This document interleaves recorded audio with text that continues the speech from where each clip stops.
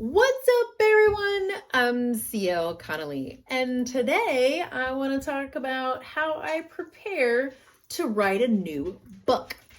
So, every single time that I go to write a new book, I have, like, on the notes section on my computer, I have like a placeholder title and a basic plot of what I want the book to be about. And then a couple of years ago, my husband had bought me, I say a couple of years ago, it was probably like 2019, because we were living in the RV at the time. We've been in this house since 2020. So my husband bought me this book. It's called The Right Plan. And it basically has like these pages in here. Let me see if I can find one with lines on it. So it comes with these pages in here that you can actually, basically, it's got world building, character reference sheets. I use the character reference sheets. Basically the only part that I use. But that's because I don't do world building because my books are like the real world. So it's not that hard to build. You know what I mean?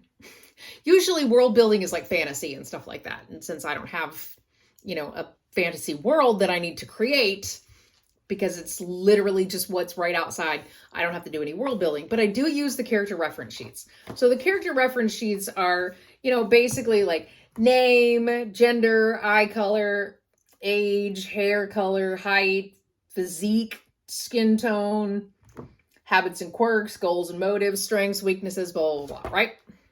Okay. So I use some of that, not all of it. And I actually have what I call my plotting notebook. So this notebook is specific to, I just messed up that page. So this notebook is specific to writing things down. Like this here is Citizen's Assassin. So here is all of the characters that I came up with. Those are all of their names that I came up with in Citizen's Assassin. Well, with Citizen's Assassin, I had to, any book that I have to basically come up with the first few paragraphs, right? And because I got so used to handwriting all of my first drafts when I originally started writing, it's all handwritten.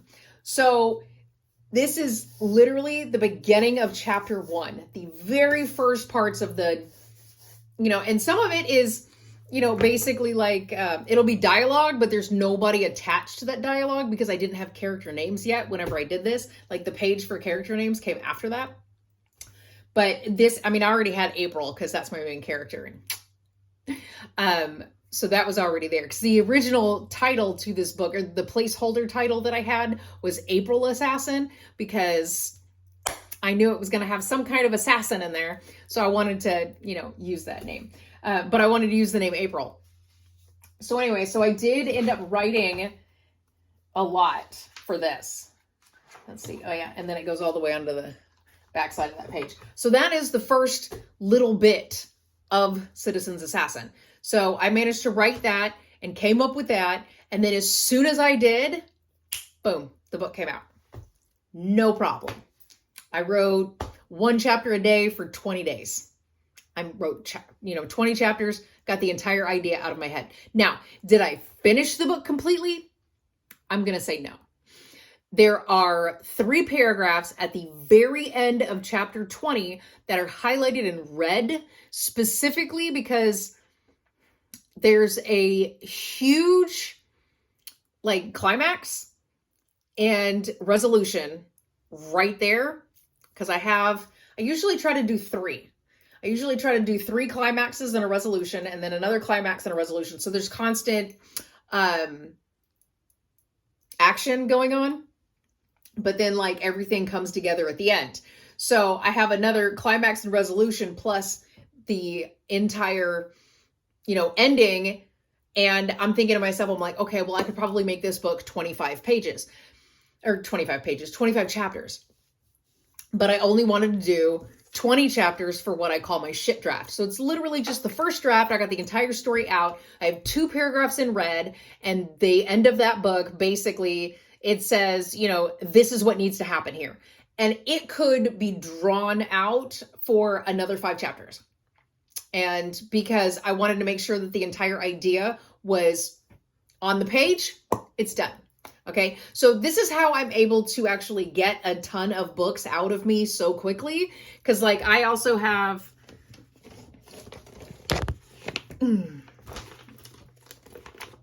3 here that have all been printed out. Now this one is Citizen's Assassin. And then I've got Roadkill Cafe. And this one here has not been announced yet. It's only partially done. So I can't really say that I've even written it yet. It's more of it's plotted in a way in that sense. So it was initially one thing, but now it's something else, if that makes sense. But I don't want to talk about that one right now. So anyway, so that's Citizen's Assassin. I do have extra pages in here still that I can use for Citizen's Assassin, specifically because it still needs to be edited.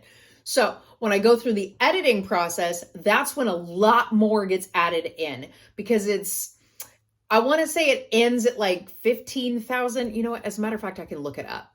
So with Citizen's Assassin, I ended with a total of 18,802 words. That's the complete end of Citizen's Assassin. It's not formatted. It doesn't have any rhyme or reason to it. Okay. It's in linear order. Let me put it that way. It's in linear order. So all I have to do is go in and just go, boom, I can expand on all of this stuff. I wanted the idea out. And that's how I was able to write that book. Now, when I go back to editing is going to be done exactly the same way that I wrote it. I'm going to edit 1 chapter a day. So that means that I can edit it in 20 days. Or 25, depending on if more chapters are added. Now, if more chapters are added, then yes, there's going to be more time added onto it, which is fine. So that just means that I'll work on a Saturday or several Saturdays in order to add those chapters in. But I will know if I need to add those chapters in once I start adding more to the book, if that makes sense. So once I start adding to the manuscripts, it'll start to come more to me, and it just makes it easier for me to write that way. Plus, not only that, but it makes it easier for me to be able to get my books out to my readers faster if I have a plan in place. So the new book that I'm writing, which I'm not talking about the title yet too, because, oh, it's so exciting. I'm going to put it this way. Nobody dies in it, but there are dead people, if that makes sense. You're literally going to be, it's going to be one of those books where you're going to read it and go, oh, that's gross. Because to me, I think it's amazing. But I have heard whenever I tell like my mom or something the idea, she goes, oh, that's disgusting. And I'm like, yay. That's exactly the reaction I want to get from her. But anyway, so I did write out the character profiles to this one. And it's specifically because I had written out straight character profiles because it is detrimental to the story for me to mention the specific aspects of each character.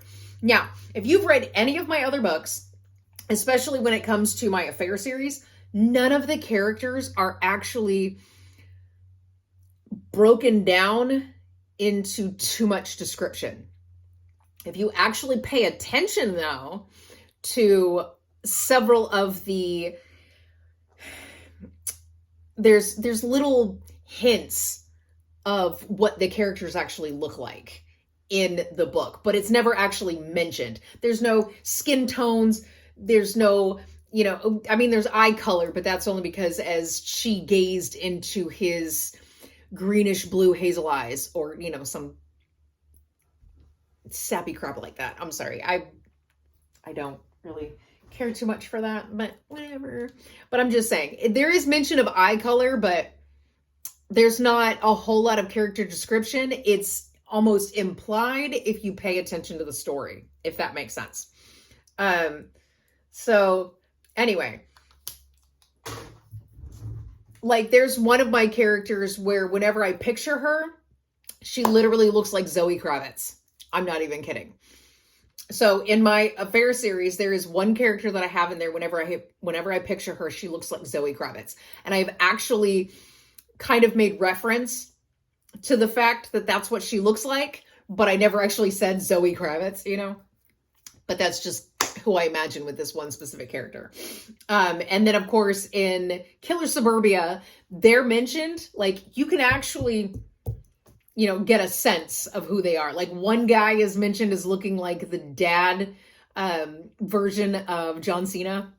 So if you've seen John Cena in Blockers, the movie Blockers, that's what I picture. And there's another guy in there that has the 70s porn star mustache and the body of Ron Jeremy.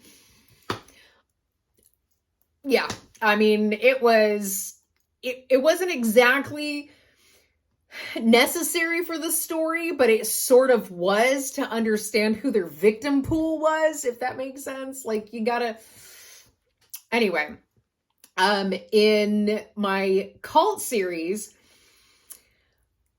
their character descriptions are more in like their backstories. Like, you find out exactly what each character, why they joined the cult, what was so bad about their life on the outside that they decided they wanted to join the disciples, if that makes sense. So that's where the character descriptions come in. Now, my Friendly Misfortunes, that one was written in 2012, 2013, and published in 2014. So I'm going to tell you right now, because it was published 10 years ago and written somewhere between, 10 and 11 years ago. I mean, I know what the book is about, and I know what the character names are. Like, the characters' names. I don't remember, like, small details, like whether or not I actually mentioned what the characters look like. I have no idea, unfortunately. But that's okay. In this one, they are actually described in great detail, including their parents and their heritage. So you'll kind of get a sense of exactly what they look like and who they are almost as people. And in a sense, the way that they appreciate what they have, in their lives, and how they were actually able to accomplish what they got. So, and it's only because it's meaningful to the story. So that's why this story specifically has character, profiles, is because of the fact that that's important to the story. So you want to get to know who the characters are, specifically because you want to know who they are in the story. But they have like these little quirks and habits and little things, because the two character profiles that I made, because they're the main characters and they're going to be the ones that are going to be featured the most, it's going to go back down to where there's not going to be a whole lot of characters mentioned all at once, because my cult series, oh my God, there's people everywhere, and having to pull this guy and this guy and this guy and this guy and this guy. This one is going to be so much easier. There's two characters that are the main focus of the book. There are other characters that are going to pop in here and there. But these are the two main characters. You get to know their lives. You get to know exactly who they are, what they look like, and who their parents are, and their family, and their heritage, and their cultures, and, things like that. And that was important to the story. So I made it important for me to actually make up these, character profiles. Now, I also did the exact same thing I did with Citizen's Assassin. I wrote out the very first, part of the first chapter. I didn't need very much in this one because I already knew where it was going. My notes section on my computer it was almost the entire plot. It was all plotted out. I have the entire thing, so I know exactly where this is coming, this is coming, this is coming, this is coming, this is coming. So I have every inciting incident, every climax, every resolution, everything that goes through the entire book. I have all of that already set out on my notes app. But this is just the beginning. All I needed to do was start the story, and it's like, perfect, got it, we're ready to go. Let's hit it. Okay, and now I'm going to show you something else. So now that I have all that, it's time to actually get started. So I went and got these little pages from Hobby Lobby. It's just one of those Happy Planner expansion packs or whatever. So it's like a daily schedule here. Now, this says date. I'm not writing the date there. I'm putting the title of my book there because I have a huge stack of books. These are everything, all the books that I'm writing. So if you saw the video where you saw them hanging up on my wall, I had to take them down because the air conditioner vent is right there on the floor below it and it kept blowing them off. So I have a lot of books that I'm going to be going through up to 2030.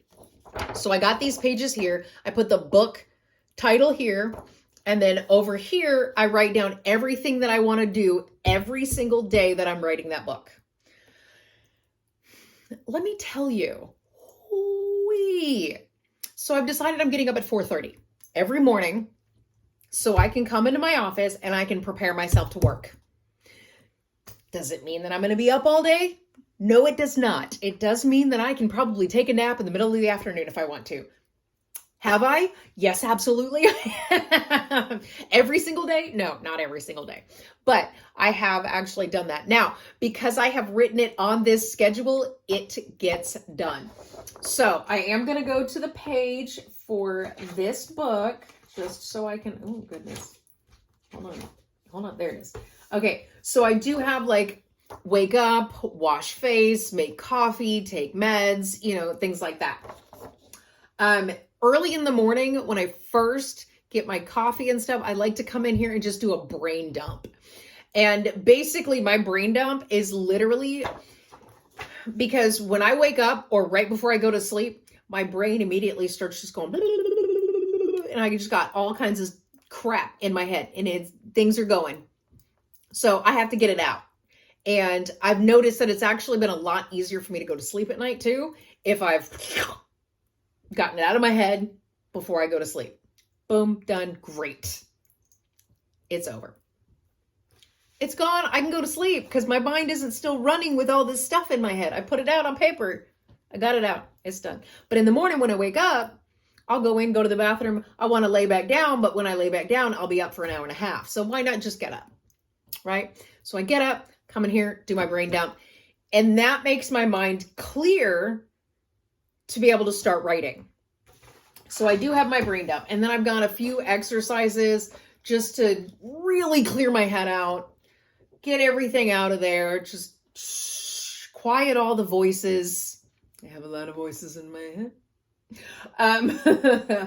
And then generally, and that's right before, that's right before 8 o'clock. So, and usually right about 7 o'clock is when my dogs are, getting down off the bed and they're like, hello, I want to go outside. So yeah. So right about 7 o'clock, I'll be doing that. At 8, that's when I'm like, okay, I need to really focus on making sure everything is clear. My mind is clear. I'm ready to focus. By 9 o'clock, boom, I'm ready to write. That's it. And that's all I do. I will sit here and write. And because I have, if you saw my last video, or maybe it was a few videos ago. Yeah, it was a few videos ago, last week's.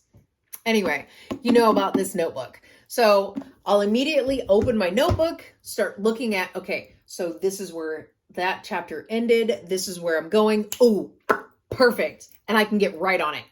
No problem. And then as soon as I'm done, I have written down on the schedule, once I'm done working, I read. And I've been reading several different books. So most of them are writer's references. I don't know why I still read writer's reference books. Sometimes it's just kind of nice to be able to get through a book. But yeah, I haven't read a fiction book.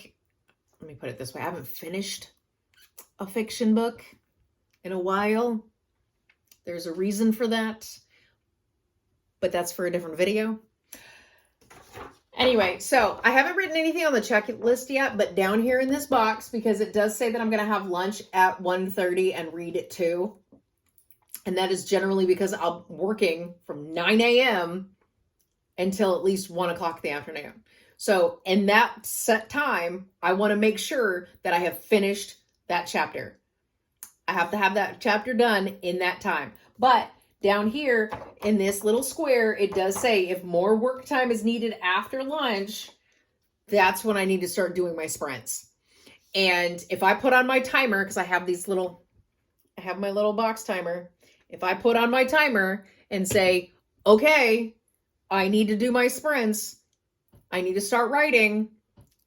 If that timer is running, I'm focused and I'm okay. If that timer is not running, I'm constantly looking out the window, or, I'll even close that window when my timer's on. But that's only if I need the extra time. Only if I need the extra time. I turn that on to read for an hour. I'll be like, okay, 60 minutes. As soon as that timer goes off, scares the piss out of me. Ooh, it's so loud, but I love it. When I'm doing my writing sprints, on the other hand, I turn it to the lowest setting. When I'm doing anything else, I turn it to the higher setting. That's more of a way to be like, hey, are you awake? Type of thing. Anyway, so then the back. Let me show you the back.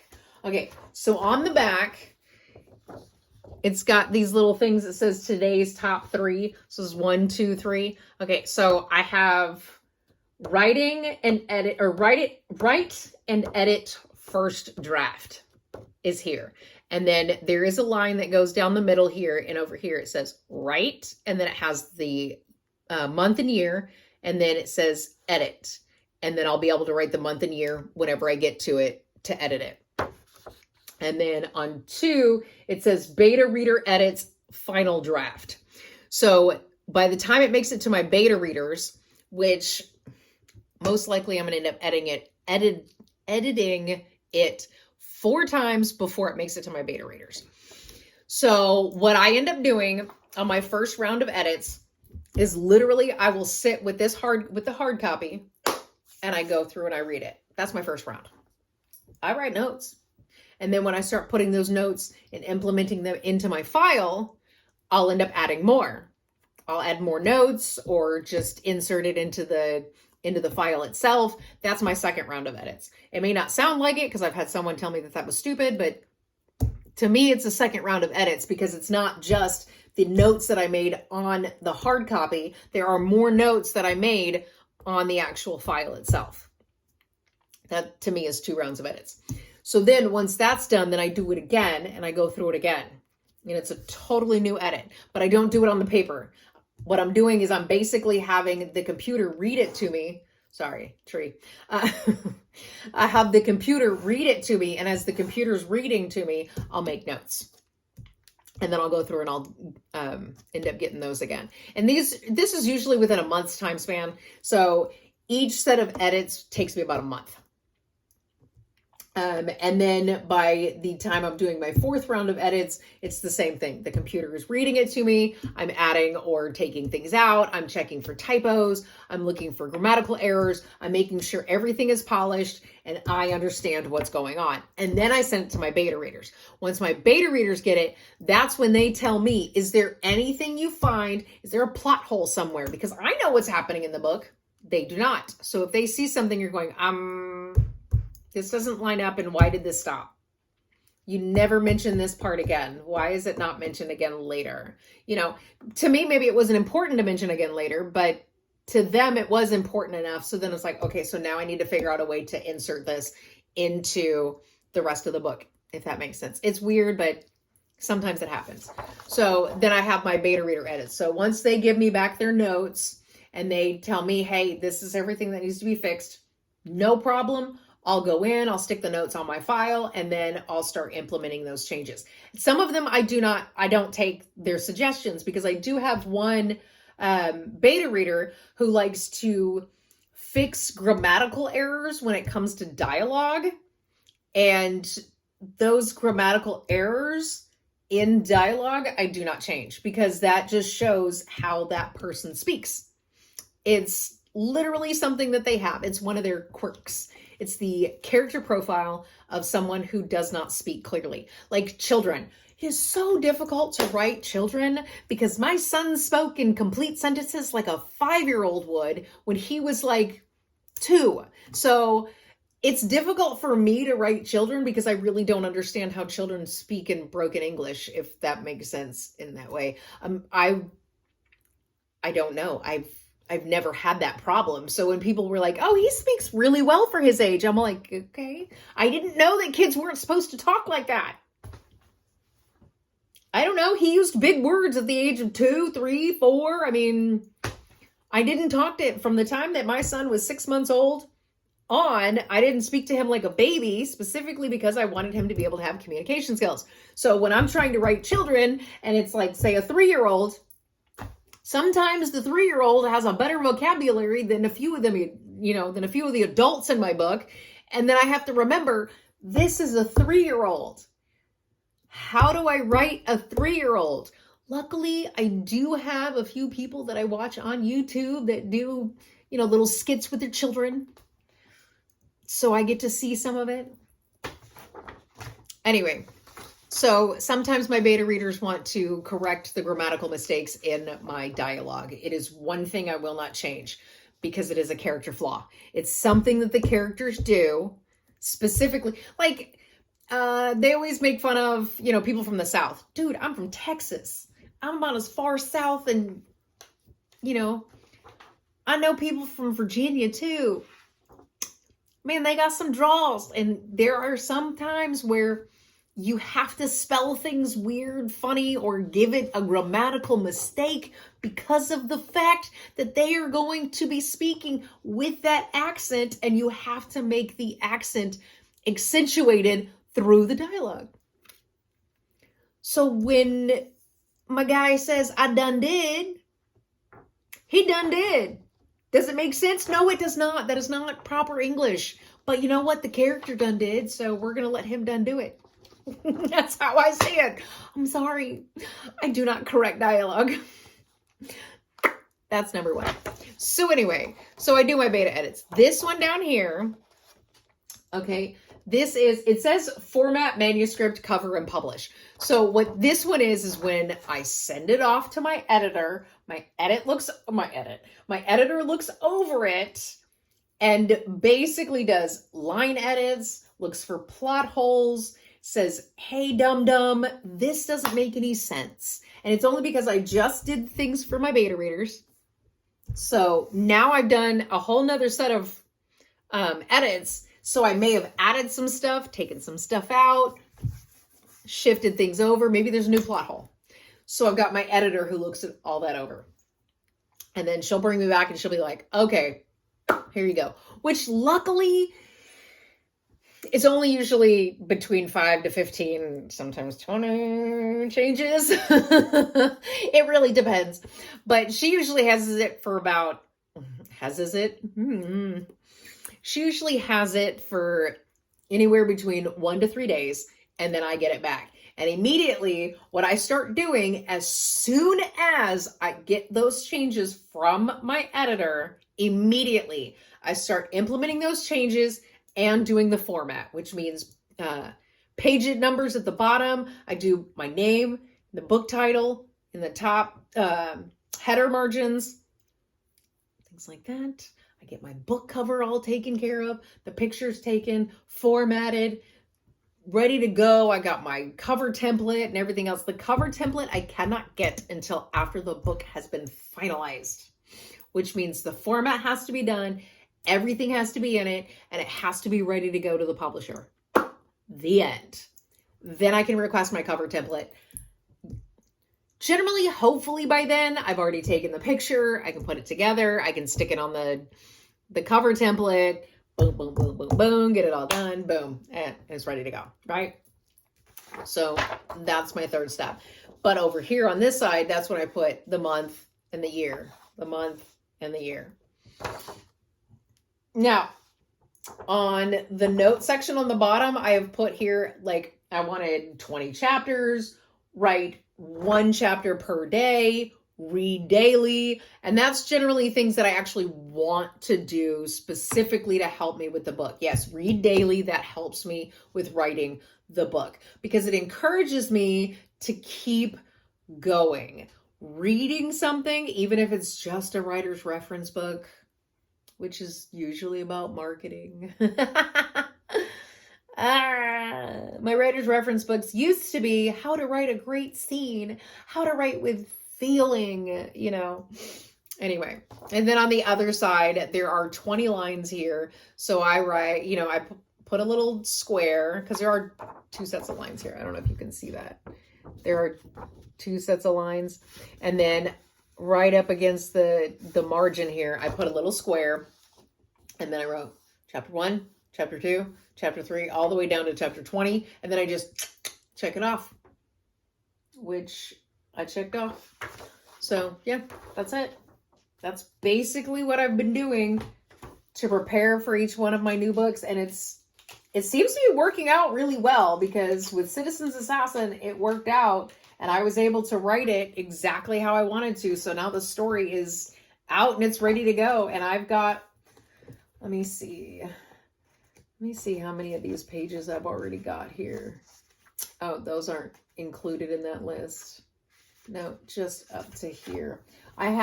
I also have an extra 1, 2, 3, 4, 5. I have another 5 books after what I already have on that list.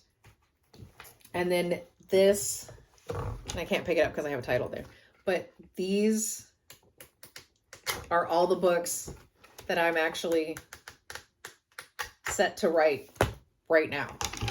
And then of course I've got Roadkill Cafe, and you can see that title, I don't care. But Roadkill Cafe was already written by the time I got these pages, because it was written last year.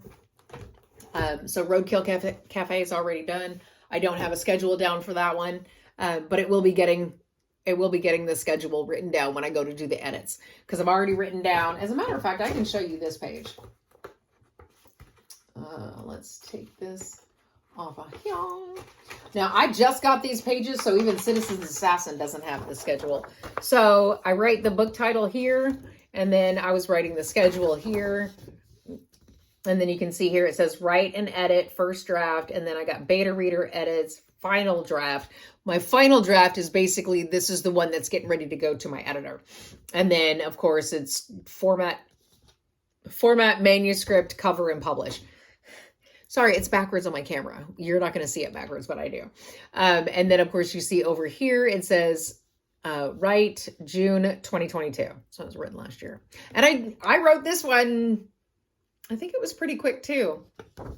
And then here's my edits. Now, I am going to write, there's going to be 1, 2, 3, 4. So there's going to be several different dates on there, not just a single one.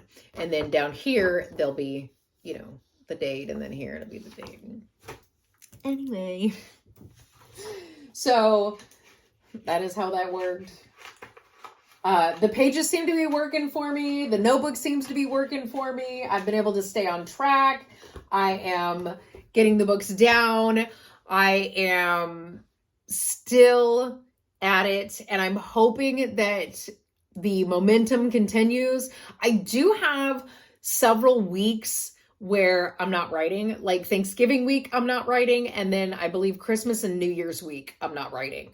And that's just for this year. Next year, and of course, next year is New Year's week. So the last week of this year and the first week of next year, I will not be writing. I'm taking those weeks off. And that is basically because I have this huge schedule of all these books that I want to get done. And then I even have 5 extras, you know, that are going to be published after 2030, because 2030 is the big year where I'm publishing 1 book a month. So I'm actually really excited about that. But yeah, that's just how I start preparing to write my new books. This is how I've been able to write my books as fast as I have. I've got 3 of them that are already done. I've got another one that's getting ready to get done. Wow, my grammar right now, that was awful. I've got Shunning of Disciples that I should be getting a proof in soon, hopefully. And then Mutiny of Disciples is February publishing. And then let me check, because, okay, so I've got Mutiny of Disciples is February. That much I do know. And then I cannot remember when I've got Okay, so disbanding of disciples goes to beta readers in March. That means that it should be a June. I believe that is a June publishing. Let me make sure. I'm just checking. Oh, that says August. Where is June?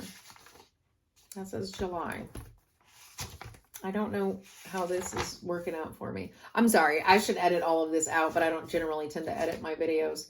I don't see it in here. Disbanding. Get disbanding of disciples back from betas in March. I'm sorry, May. So disbanding should come back in May. So yes, it's a June publishing. Literally, I feel like I am unprepared, and yet I've got my planner right here. But it's because, I don't know, I feel like I've been doing so much for the past few days. So anyway, yep, that's it. I am working my ass off to get my books out as fast as I possibly can, so my readers have new things to look forward to all the time. After 2024, I will go back to publishing one book a year. So it's not going to be as exciting until we get to 2030. And then it's one book a month in 2030. That is my holiday collection. So there is a book for every month of the year. And then after that, I haven't decided whether or not I'm going to do 2 books a year or if I'm going to go, for one book, each year after that. I want to try to do 2 books a year, and I think I can probably do that if I'm able to keep this momentum. So, but for now, we're going to do the 2024 is going to have the last 2 books in the cult series, and then I'm going to have 1 book a year until 2030, and then there's 12 books coming out in 2030. And that is how my schedule is going. Everything seems to be working for me, so that's always great, right? But yeah, soon I will have the proof for shunning of disciples, so I'll be able to show that to you guys. But until then, make sure you subscribe, like this video if you liked it, leave a comment if you want to, share it if you feel like sharing it. But yeah, if you subscribe, make sure you turn on notifications so you don't miss anytime I upload a video, and I will see y'all next week. Okay, bye.